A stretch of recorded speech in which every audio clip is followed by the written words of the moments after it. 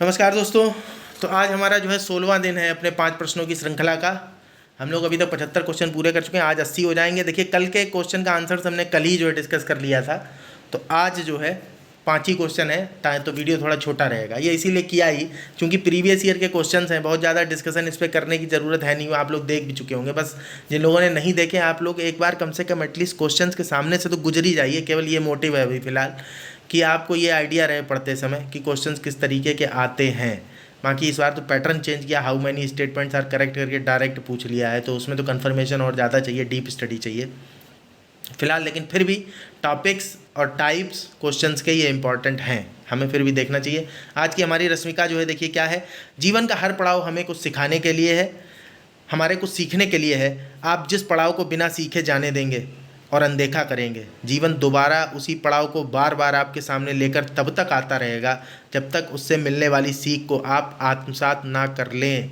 इसलिए जीवन में जब भी कोई पड़ाव आए तो उससे जो सीख मिलनी उसको वहीं ले लीजिए। आप नहीं लेंगे तो दोबारा फिर से रिपीट दोहराएगी ज़िंदगी। देखिए, जो भी अभी तक अपनी रश्मिकाएँ आई हैं उनमें लगातार यही भाव निकल रहा है। असफलताएँ जो है हमें सीखने के लिए होती हैं, तो सीखना चाहिए। मीन्स कुल मिला के कहने का मतलब ये है कि आपको अपने लिए स्वयं दृष्टा की भूमिका निभानी होगी। दूसरा आपको नहीं बताने वाला है। आप चूंकि भाई आपकी आयु इतनी है, आप परिपक्व अवस्था में है, तो अब कोई तीसरा नहीं, दूसरा नहीं आएगा आपको बताने के लिए कि जो है भैया तुम में ये कमी, तुम ये ठीक कर लो, वो कर लो। तो आपको अपने प्रति स्वयं दृष्टा के भाव के साथ जीना होगा। आपको खुद अपने आप को ऑब्जर्वेशन में रखना होगा। आप अपने आप को ऑब्जर्वेशन में रखिए और ऑब्जर्वेशन में रखने के साथ साथ अपने आप को जो है इम्प्रूव करिए लगातार। अपने हर काम को इम्प्रूव करिए, अपनी पढ़ाई को इम्प्रूव करिए, अपनी स्पीड को इम्प्रूव करिए, अपने जो है रीडिंग एबिलिटी को इम्प्रूव करिए, हर चीज़ को इम्प्रूव करिए आप।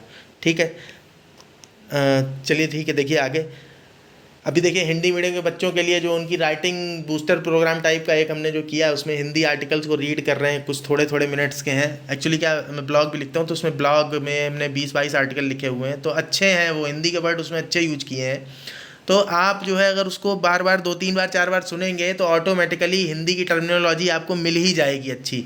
इवन हम तो ये कहेंगे कि आप प्रयास करिए कि आप अपनी बोलचाल की भाषा में भी उन शब्दों को शामिल करने का प्रयास करिए। आप बोलचाल की भाषा में अगर उन शब्दों को प्रयोग करने की कोशिश करेंगे तो फिर जो है स्वतः आपके लेखन में जो है वो शब्द धीरे धीरे समाहित होने लगेंगे। फिर वो आपको आर्टिफिशियल नहीं लगेंगे। क्योंकि कई बार क्या होता है कि बहुत सी चीज़ें हमें जो है बड़ी आर्टिफिशियल लगती हैं। जैसे इंटरव्यू में क्वेश्चन कॉमन से पूछा जाता है कि आप आईएएस क्यों बनना चाहते हैं, तो इसमें जो है जो आइडियल आंसर होता है, लोग कहते हैं ये आइडियल आंसर जो है वो ये है कि सर सोशल सर्विस करने के लिए।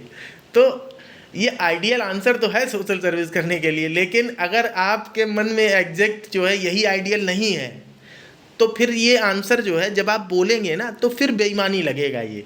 लेकिन इसका मतलब ये नहीं है कि कोई आदमी ये आंसर दे ही नहीं सकता। अगर किसी के अंदर जेन्युइन ये फीलिंग है सिविल सर्विसेज को लेकर के, तो वो जिस समय इस आंसर को देगा, और अगर वो सोशल सर्विस आंसर देता भी है इस बात का, तो वो जेन्युइन ही लगेगा।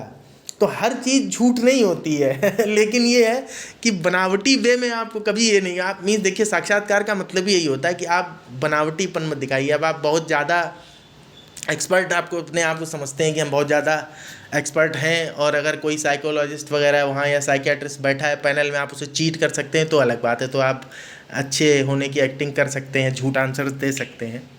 तो ये भविष्य बताएगा कि जो है आपकी सफलता कैसी रही। अपवाद आपको मिल भी सकते हैं कि बहुत अच्छी एक्टिंग करके क्रॉस हो भी गए हों। खैर, इस बारे में मैं कुछ नहीं कहना चाहता, लेकिन कुल मिला के मेरे कहने का मतलब ये है कि बी ए जेन्युइन पर्सन। आप जो हैं वो बनिए। आप अनावश्यक अपने आप को दिखाने का या जताने का प्रयास कुछ मत करिए। आप अपने आप को बदल भले लीजिए, बदल लीजिए इन द सेंस कि अपने अंदर आप सुधार ला सकते हैं। सुधार ला करके अपने आप को बेहतर बनाइए, बशर्ते ये कि जो है दिखावा और तो जेन्युइन पर्सनैलिटी अपनी डेवलप करिए आप। तो चलिए अपने 5 क्वेश्चन की श्रृंखला को स्टार्ट करते हैं। पहला क्वेश्चन है, among the following crops which one is the most important anthropogenic source of both methane and nitrous oxide. तो इसका आंसर राइस है, सबको पता है। एक बार पॉज करके आप देख भी लीजिएगा, आंसर नीचे ही लिखे हुए हैं। System of rice intensification of cultivation in which alternate waiting and drying of rice fields is practised results in, pause करके देख लीजिएगा एक बार, इसके तीनों आंसर जो है सही है कि सिस्टम ऑफ राइस इंटेंसिफिकेशन में जो है बीज की ज़रूरत भी कम हो जाती है, मीथेन का प्रोडक्शन भी घटता है और साथ ही साथ में इलेक्ट्रिसिटी कंजम्पशन भी घटता है। सिस्टम ऑफ राइस इंटेंसिफिकेशन क्या होता है, कमेंट बॉक्स में आप लोग बता भी सकते हैं, बताइएगा आप लोग। तीसरा क्वेश्चन है आज का हमारा, विच वन लेक जो सूख गई है, वेस्ट अफ्रीका की लेक है, वो कौन सी लेक है? तो आंसर है बी, लेक फागुई बीन। अच्छा, विक्टोरिया झील तो बड़ी फेमस झील सबको पता है कहाँ है, तो युगांडा और तंजानिया की सीमा पर है, बताइएगा आप लोग, नील नदी यहीं से निकलती है। बाकी की जो झील हैं, लेक ओगुटा और लेक बोल्टा, ये आप बताइएगा कि ये जो है कहाँ स्थित हैं, कमेंट बॉक्स में बताइएगा। चौथा, 4 वेटलैंड दे रखी हैं और सामने मिला रखा है, तो कौन से 2 जोड़े सही? तो इसमें जो है 2 ही जोड़े सही है, तो आंसर तो इसका ओनली 2 पेयर्स हो जाएगा। आपको ये बताना है कौन से 2 जोड़े गलत हैं और जो गलत हैं उनका सही आंसर क्या होगा। जैसे रेणुका जो है हिमाचल प्रदेश में, ये सही है, ऐसे ही बाकी 3 का भी आपको बताना है, बताइएगा कमेंट बॉक्स में। 5वां देखिए, क्लाइमेट एक्शन ट्रैकर, तो इस क्वेश्चन को आप देखेंगे तो अगर कोई करंट के साथ अपडेटेड है तो international panel on climate change, ये भी कोई नया नहीं है, पुराना ही है, और UNFCCC ये भी कोई नया नहीं, पुराना ही है। तो इस क्वेश्चन को जब भी देखा होगा किसी ने, तो अगर कोई करंट के साथ प्रॉपरली अपडेटेड था तो उसे जो है केवल एलिमिनेशन के बेस पे ही इसका आंसर मिल जाएगा कि international panel on climate change या फिर UNFCCC या फिर UNEP से और वर्ल्ड बैंक से रिलेटेड ये इनिशिएटिव नहीं है। तो सिंपल जो है पहला कोई भी मार देता, database created by collision of research organisations. लेकिन अगर आप अपडेटेड नहीं हैं और स्टैटिक पोर्शन भी आपने नहीं पढ़ा है तो फिर तो आपके लिए संकट है, फिर आप एलिमिनेट नहीं कर सकते इसको। तो इस तरीके से अपनी कंटिन्यूटी को बनाए रखिए। देखिए, निरंतरता ही एक चीज़ है जो आपको अंत तक ले जाएगी, सफल बनाएगी। इस निरंतरता को किसी कीमत पर मत तोड़िए। आपको 1000 बहाने मिलेंगे काम ना करने के एक दिन में, लेकिन आपको जो है सिर्फ एक वजह अपने आप को देनी है कि आपको अपनी कंटिन्यूटी को ख़त्म नहीं करना है, और लगातार लगे रहिए।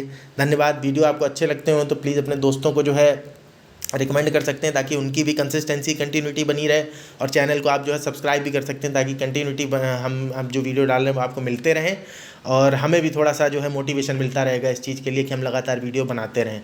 क्योंकि क्या होता है कि जब आप काम कर रहे हो और जो है काम में ऐसा महसूस हो रहा हो कि जो है उसका कोई अर्थ नहीं निकल रहा है, तो फिर काम करने में उतना मज़ा नहीं आता। हालांकि मैं करता रहूँगा, ऐसा नहीं है कि मैं काम नहीं करूँगा लेकिन फिर भी आपका सहयोग अगर हो जाता है तो अच्छी बात है। चलिए ठीक है, धन्यवाद, नमस्कार।